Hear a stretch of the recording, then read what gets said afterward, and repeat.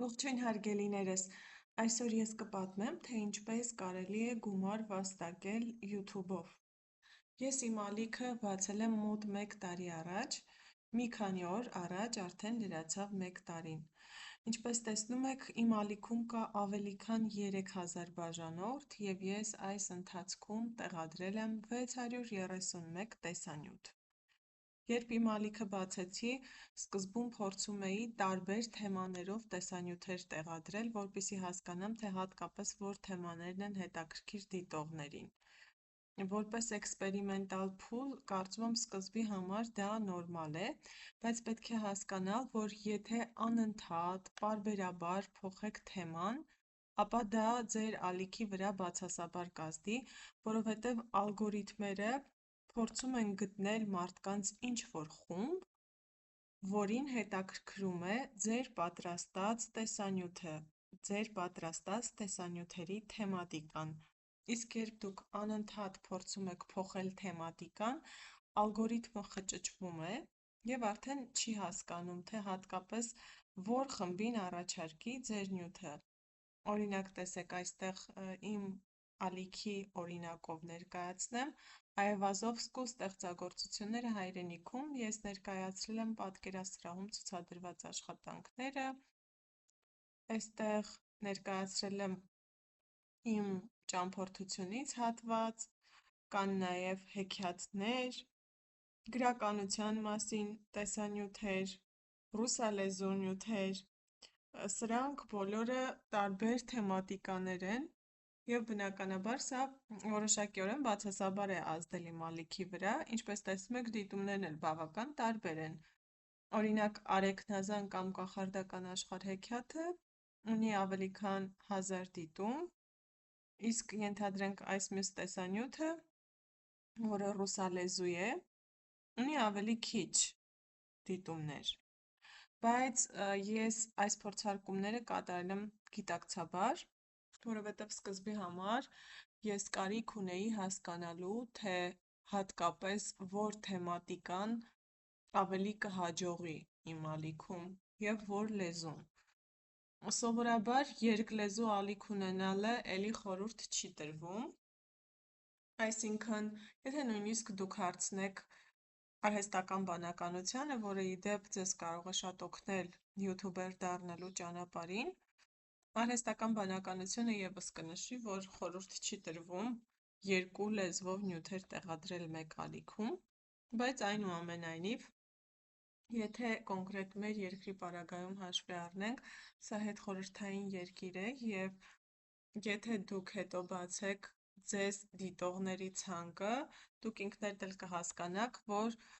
մեծ մասամբ հետխորհրդային երկրներից են ձեր ալիքը նայում։ Հետևաբար այս պարագայում երկու լեզու ունենալը շատ խնդրահարույց չի լինի։ Որպեսզի տեսնենք, թե որ երկրներից են դիտում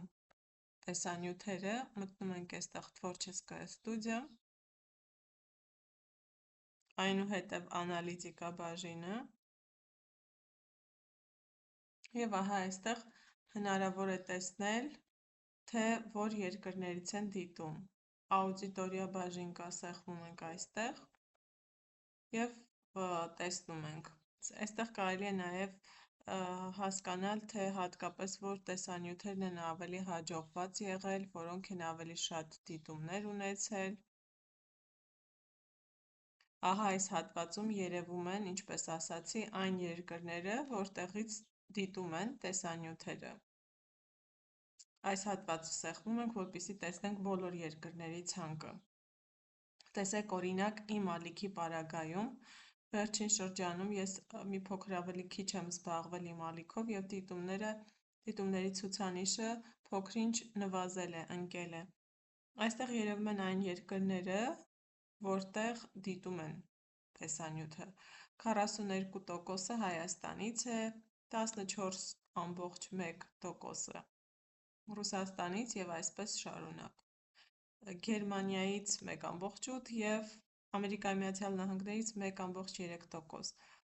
Պետք է հասկանալ, որ բոլոր երկրները չէ,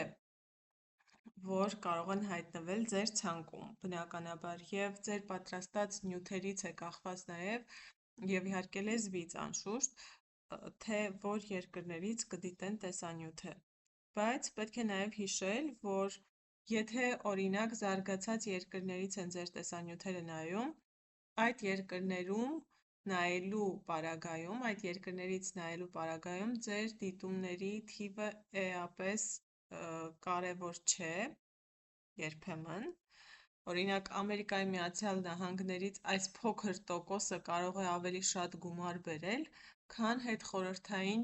որևէ այլ երկրից, որը ենթադրենք կարող է մի քանի անգամ ավելի լինել այս թվից։ Բանն այն է, որ տնտեսապես ակտիվ, հարուստ երկրների պարագայում գովազդատուները ավելի բարձր գին են վճարում, և եթե ձեր տեսանյութի մեջ հայտնվում են գովազդներ, ապա այդ գովազդները եթե դիտում են հարուստ երկրներից, նշանակում է դուք ավելի շատ գումար կարող եք վաստակել, այսինքն պետք է ձգտել պատրաստել այնպիսի տեսանյութեր, որ ձեր տեսանյութերը դիտեն նաև զարգացած երկրներում, որպեսզի կարողանաք ավելի շատ գումար վաստակել, այնտեղ գովազդատուները, ինչպես ասացի, ավելի բարձր գին են վճարում։ Եվ այստեղ նայելուց հետո հասկանում ենք, թե որ երկրից քանի տոկոս դիտում ունենք, վերադառնում ենք այս հատված։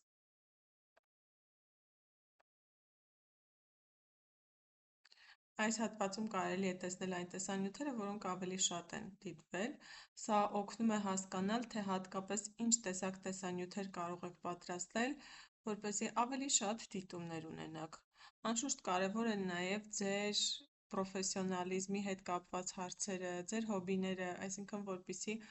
նաև սիրով աշխատեք, պատրաստեք տեսանյութեր այն թեմաներով, որոնք ձեզ հետաքրքրում են, որպեսզի որոշ ժամանակ հետո ձեզ չձանձրացնի այս աշխատանքը։ Ես ուզում եմ ավելացնել, որ սա իսկապես բարդ աշխատանք է, առաջին հայացքից կարող է թվալ, որ ընդամենը տեսանյութեր են պատրաստվում և դրա մեջ ոչ մի բարդ բան չկա, բայց իրականում բավական ժամանակատար է, նյարդեր են անհրաժեշտ, որովհետև սկզբնական ժամանակաշրջանում, երբ որ ալիքը բացում եք, դիտումները բավական ցածր են լինում, դուք կարող եք օրերով, ժամերով աշխատել, բայց դիտումները շատ ցածր են լինում, երբեմն մոտիվացիան անհետանում է, բայց պետք է հասկանալ, որ սա այնպիսի աշխատանք է, որը պահանջում է համբերատարություն, երկար ժամանակ, մեծ ջանքեր,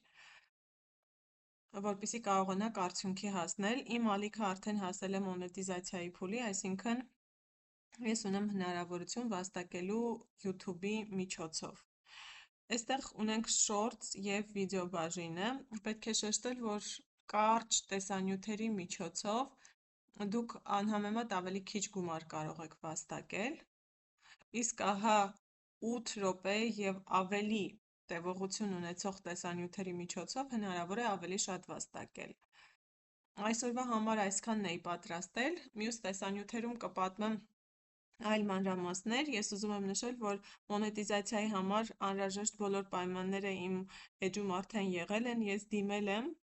և առաջիկայում արդեն կհաստատվի մոնետիզացիան և կպատմեմ, թե ինչպես ստացա մոնետիզացիա, որքան գումար կարող եմ վաստակել այն տեսանյութերով և այն թեմատիկայով, որ կա իմ էջում, մնացեք իմ ալիքում, եթե ունեք հարցեր, կարող եք գրել տեսանյութի մեկնաբանություններ բաժնում, բաժանորդագրվեք իմ ալիքին, որպեսզի նոր ու հետաքրքիր տեսանյութեր դիտելու հնարավորություն ունենաք։